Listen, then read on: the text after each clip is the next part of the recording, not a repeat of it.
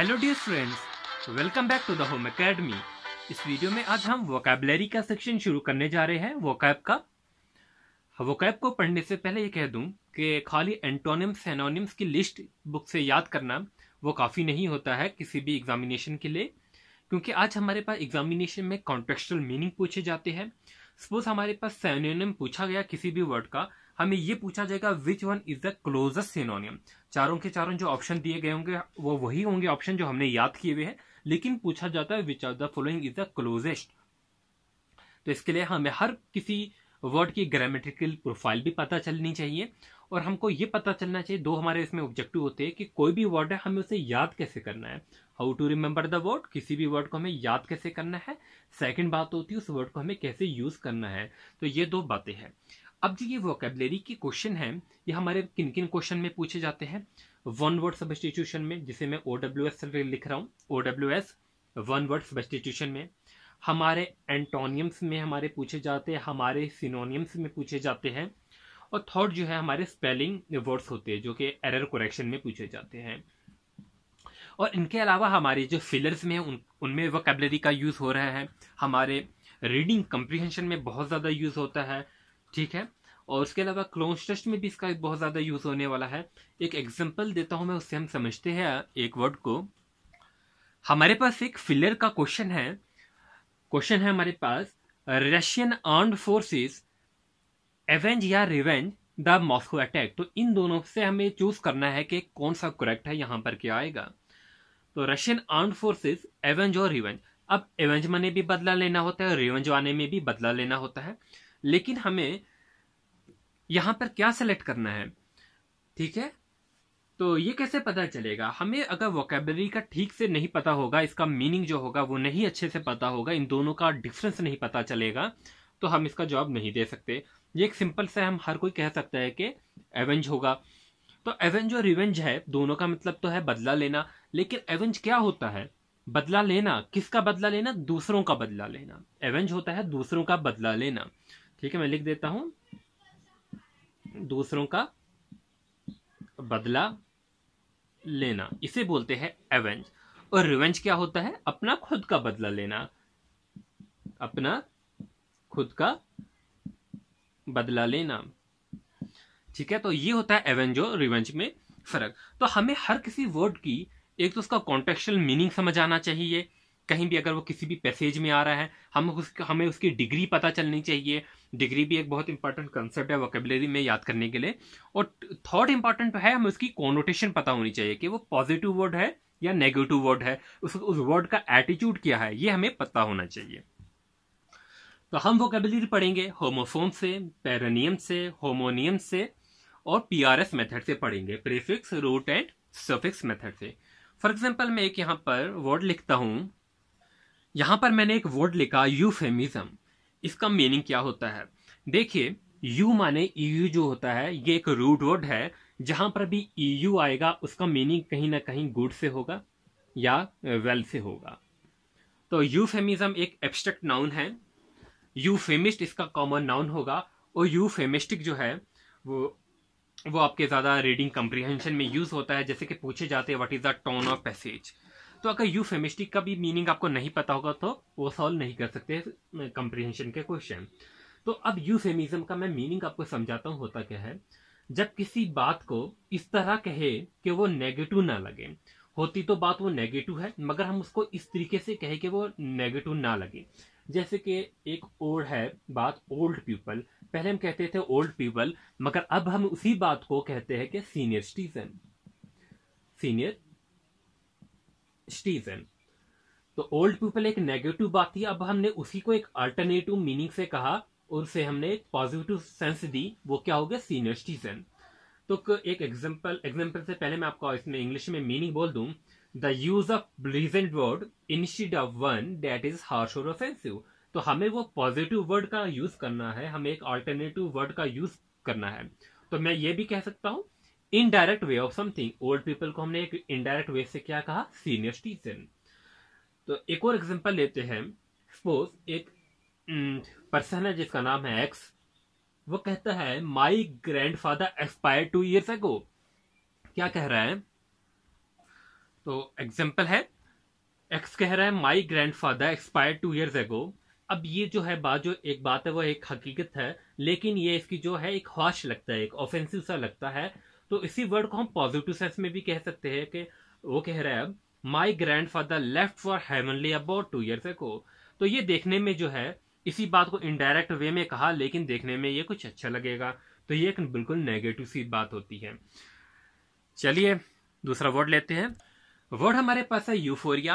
अब एक abstract noun है, ये एसएससी में पूछा गया है वर्ड, इसीलिए मैंने ये लिखा है। यूफोरिया में भी ईयू जो है उसका मीनिंग गुड या वेल से होगा।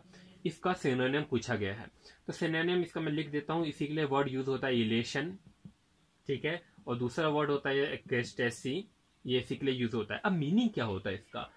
यूफोरिया का मतलब होता है बहुत ज्यादा खुश होना।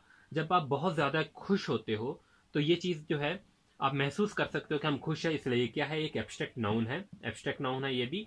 तो इसी का मैं एक सेंटेंस में यूज करता हूँ। यूफोरिक जो होगा वो इसका एडजेक्टिव होगा, तो हाई स्टेट ऑफ हैप्पीनेस आप कह सकते हो। तो मैं एक सेंटेंस लिखता हूं, I am feeling euphoric today. तो यहां पर जो है यूफोरिक क्या होगा, एक एडजेक्टिव होगा। तो यहां पर कह सकते हैं कि मैं आज बहुत ज्यादा खुशी महसूस कर रहा हूं, तो यूफोरिक यहां पर जो है एक एडजेक्टिव है। तो यूफेमिज्म आपका हो गया, यूफोरिया हो गया। इसकी ग्रामेटिकल प्रोफाइल भी आपको पता चल गई, इसका सिनोनिम है वो भी पता चल गया, और मीनिंग जो है वर्ड का कि आप कैसे इसे यूज करते हो वो भी आपका पता चल गया। हमारा अगला वर्ड है यूथेनेशिया। यूथेनेशिया एक एब्स्ट्रैक्ट नाउन है। तो क्या होता है ये मीनिंग? इसमें भी ईयू क्या होता है, गुड या वेल से ही रिलेटेड होगा। यूथेनेशिया, देखो यूथेनेशिया का मीनिंग क्या होता है, हमदर्दी दिखाते हुए किसी को मार देना, जिसे आप बोलेंगे मर्सी किलिंग। मर्सी किलिंग, किसी इंसान के साथ अगर आप हमदर्दी करते हो और उसको हमदर्दी करते करते मार देते हो तो उसे बोलते हैं यूथेनेशिया। बहुत ही इंपॉर्टेंट वर्ड है। तो ये ज़्यादा यूज़ होता है उनके लिए जैसे कोई पेशेंट होता है, अगर किसी इंसान को ऐसी डिजीज़ हो जो उसके लिए ठीक ना हो, इसलिए उस पेशेंट को मार दिया जाता है, उसके लिए यूज़ होता है एथोनेशिया। आप न्यूज़पेपर में बहुत बार ये वर्ड सुनोगे। जब किसी का जीना हराम हो जाए, उससे बेहतर ये लोग समझते हैं, या तो उसके फैमिली मेंबर या तो कोई और, कि इससे बेहतर है सा मरना, ठीक है। तो उस वर्ड के लिए यूज़ होता है यूथेनेशिया, ऐसे वर्ड के लिए। तो यहाँ पर एक लफ्ज है मर्सी और यहाँ पर किलिंग, ये जो कि इसका मीनिंग है। देखिए मर्सी और किलिंग क्या एक दूसरे के अपोजिट है।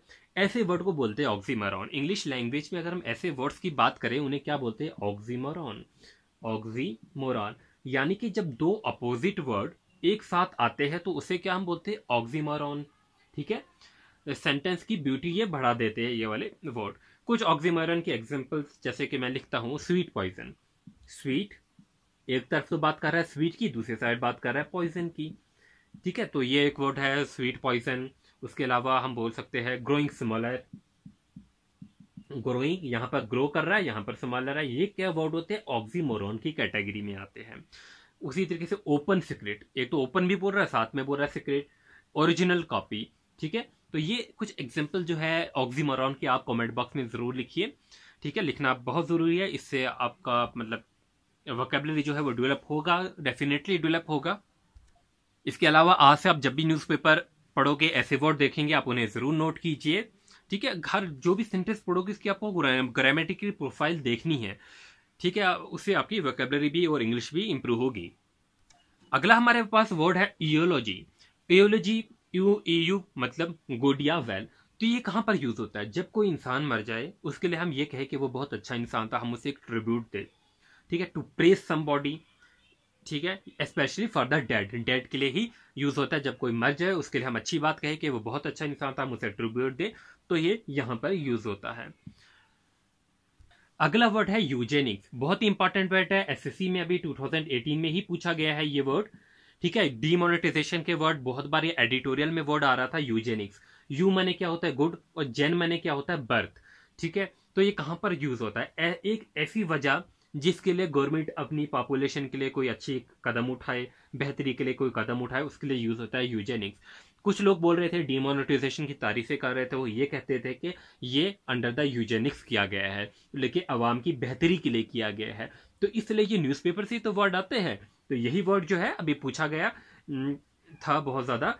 तो इसी से मैं बोल रहा हूं जैसे कि जेन है। अब जेन से ही वर्ड आता है कि जनरेटर, जेनरेशन, ठीक है, कोजेनिटल डिजीजेस, जेनेटिक्स, ये सारे इन्हीं रूट वर्ड से आते हैं। तो यूजेनिक्स का आप मीनिंग समझ गए।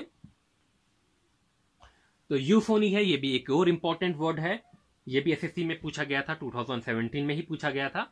अब चांसेस है ऐसे वर्ड्स के भी आने के, यूफेमिज्म जैसे वर्ड के। तो यूफोनी क्या होता है, इसका एंटोनियम पूछा गया था। ये है प्लीजेंट साउंड, ठीक है, जब किसी की आवाज होती है बहुत अच्छी होती है, हम बोलते हैं euphonic sound, good sound, well sound. तो जैसे कि मेलोडियस साउंड है उसके लिए भी यूज किया जाता है, प्लीजेंट साउंड के लिए। इसका एंटोनियम पूछा जाता है, इसका एंटोनियम क्या होता है, कैकोफोनी, कैकोफोनी। कैकोफोनी का मतलब क्या होता है, बुरी साउंड। तो ये वर्ड जो है आपको याद होने चाहिए। अगला वर्ड हमारे पास आता है यूपेप्सिया।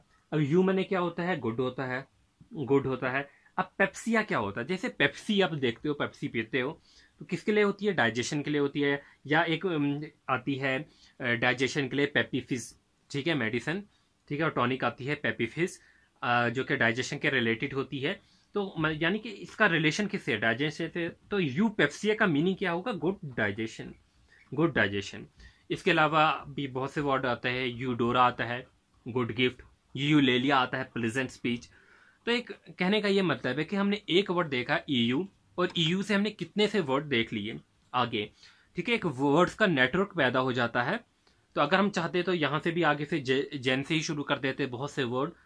तो इसके अलावा इनकी ग्रामेटिकल की प्रोफाइल, जैसे यूफेमिज्म है, उसके अलग से 4 वर्ड, यूफेमिस्ट हो जाता है, ठीक है, उसका एडवर्ब देखेंगे, उसका एडजेक्टिव देखेंगे। इसी तरीके से यूफोरिया है, उसमें भी यूफोरिक बना रहे हैं हम, एडजेक्टिव बना रहे हैं, ये एब्स्ट्रैक्ट नाउन है।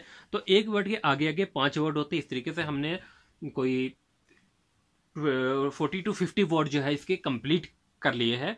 तो हर किसी का आपको ऑब्जेक्टिव भी देखना है, उसका कॉमन नाउन में क्या यूज हो रहा है, एडवर्ब में क्या उसका यूज हो रहा है, ठीक है, एब्स्ट्रैक्ट नाउन में उसका क्या यूज हो रहा है। हर किसी वर्ड की आपको ग्रामेटिकल प्रोफाइल चेक करनी है।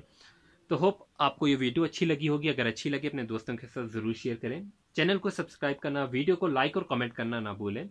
Thanks for watching, all the best.